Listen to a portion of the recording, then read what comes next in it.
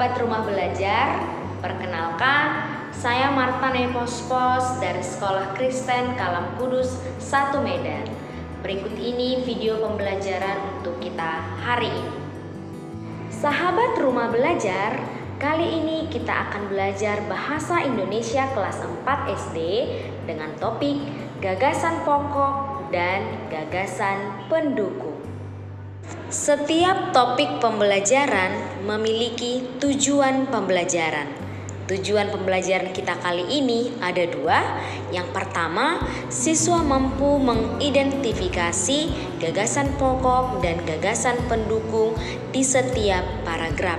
Yang kedua, siswa mampu menyajikan gagasan pokok dan gagasan pendukung di setiap paragraf. Selamat pagi anak-anak Ibu Marta.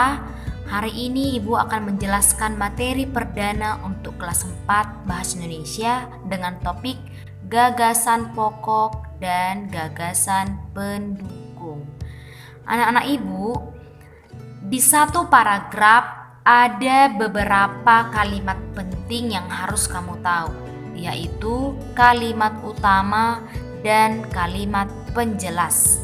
Yang 2 ini harus ada di sebuah paragraf. Kemudian inti dari kalimat utama ini dan inti dari kalimat penjelas ini disebut dengan gagasan pokok dan gagasan penjelas. Nah, jadi kepalanya paragraf ini harus berisi kalimat utama dan kalimat penjelas. Kemudian kalimat utama ini isinya gagasan pokok, sedangkan kalimat penjelas ini isinya gagasan pendukung.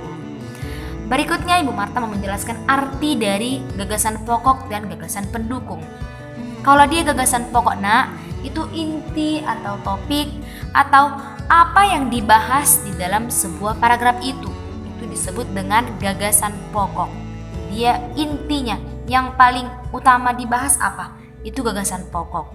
Sedangkan yang menjelaskan atau topik-topik lain yang menjelaskan tentang gagasan pokok itu disebut dengan gagasan pendukung. Jadi gagasan pokok hanya satu di dalam sebuah paragraf, tetapi gagasan pendukung bisa lebih dari satu. Karena apa? Berupa penjelasan. Penjelasan pastilah lebih dari satu kan?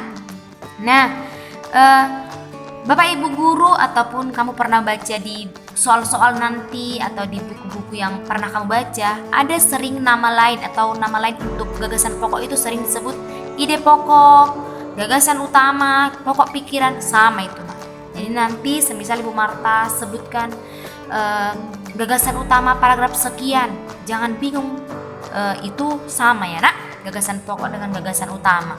Kemudian nama lain atau penyebutan lain untuk gagasan pendukung sering juga disebut dengan gagasan penjelas. Sekarang berikutnya cara menemukan ide pokok seperti apa, Bu? Saya sudah tahu artinya, saya sudah tahu paragrafnya. Cara menemukannya harus dibaca dengan teliti teks yang kamu lihat. Harus dibaca dengan teliti secara keseluruhan. Kemudian kita akan menentukan ide pokoknya atau gagasan pokoknya. Berikut Ibu kasih contoh teksnya, Batik merupakan kain yang memiliki motif tradisional asli Indonesia. Kain batik dihasilkan dengan cara dilukis atau dicetak menggunakan malam atau lilin yang dipanaskan.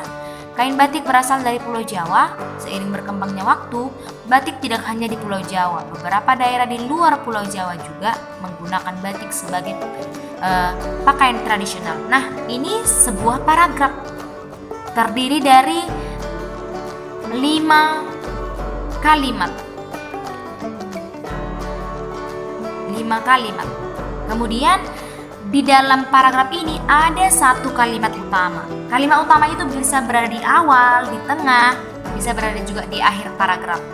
Kalimat utama dari paragraf ini adalah batik merupakan kain yang memiliki motif tradisional asli Indonesia. Kenapa itu kalimat utamanya? Itu inti dari paragrafnya. Itu inti, kalimat utama. Tapi yang mau kita cari bukan kalimat utama, tapi gagasan pokok atau gagasan utama. Ini kalimat utamanya tadi sudah Ibu bacakan kan?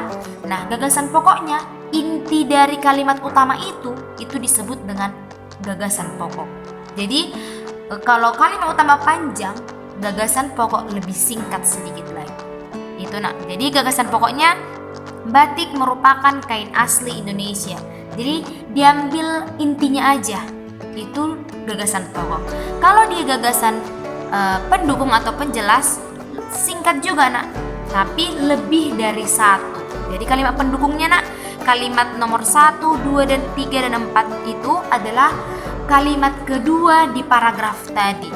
Itu disebut kalimat pendukung. Agak panjang kan nak? Nah, gagasan pendukungnya singkat dia buat nak, tapi lebih dari satu. Nah, kain batik dihasilkan dengan cara dilukis atau dicetak menggunakan malam atau lilin yang dipanaskan. Itu kalimat pendukungnya. Inti dari yang ibu baca barusan apa? Cara membuat kain batik. Yang kedua, kain batik berasal dari Pulau Jawa. Inti dari yang ibu baca barusan apa? Tempat asal kain batik. Jadi kalimat pendukung nak banyak di satu paragraf. Tapi gagasan pendukungnya banyak juga, hanya lebih singkat. Oke, itu saja penjelasan Ibu Marta hari ini. Mohon dibaca ulang, diperhatikan supaya lebih paham. Terima kasih. Sahabat Rumah Belajar, demikian pembelajaran kita